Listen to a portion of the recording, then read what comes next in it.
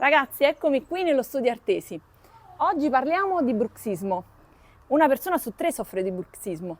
Non è altro che il digrignamento dei denti, dove quando siamo particolarmente stressati stringiamo, lì proprio si parla anche di serramento dei muscoli e digrigniamo i nostri denti. Se bruxano e digrignano tra di loro si consumano.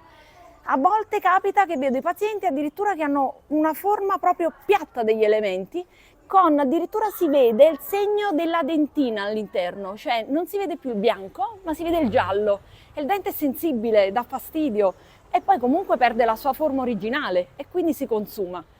E la maggior parte delle cause è proprio data dallo stress e quindi a meno che non abbiate un parco giochi come nello studio Artesi, a questo punto dovete rivolgervi a noi.